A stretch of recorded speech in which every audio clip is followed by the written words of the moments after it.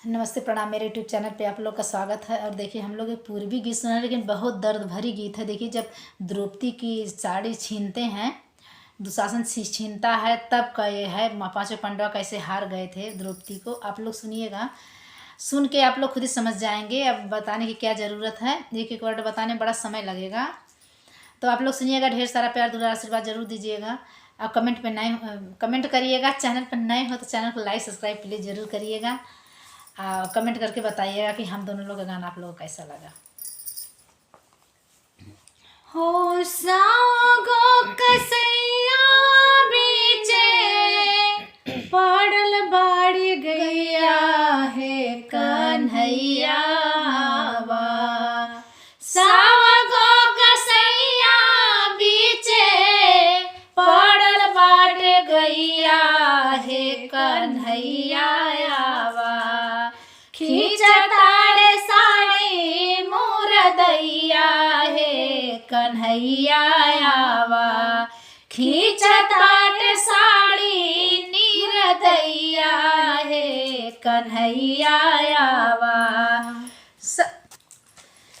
छलिया हो छल कैले मारली हला समाती। छलिया हो छल कैलस, छलिया हो छल कैलस मार दी हला समाती। जुआ में हार गईले हमके पाछो पति। जुआ में हार गईले हमके पाछो पति। आवना तो तोहरा बिना, आवना तो तोहरा बिना डूब जाई नैया है कन्हैया वा।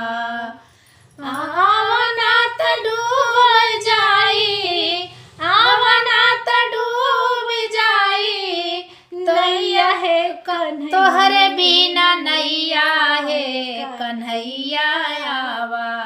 खींचताड़े साड़ी मुरदैया है कन्हैया वा। खींचताड़े साड़ी मुरदैया है कन्हैया वा। कि काका बाबा दादा उमर केहू न बोले ना। काका दादा भाई गुरुवर केहू न बोले ना। सोझा दुर्योधन के मुँह नाही खोलेला। सोझा दुर्योधन के मुँह नाही खोलेला। आगला रोवेली केहू नाइखे सुनैया है कन्हैया आवे। आरोवेली द्रौपदी सुना केहू ना सुनैया है कन्हैया वा। खींचताड़े साड़ी मुरदैया है कन्हैया वा। खींचताड़े साड़ी मुरदैया है कन्हैया वा। कैसा लगा हम लोग का गाना प्लीज़ आप लोग सुनिएगा। ढेर सारा प्यार दुलार आशीर्वाद जरूर दीजिएगा। चैनल पर नए हो चैनल को लाइक सब्सक्राइब जरूर करिए।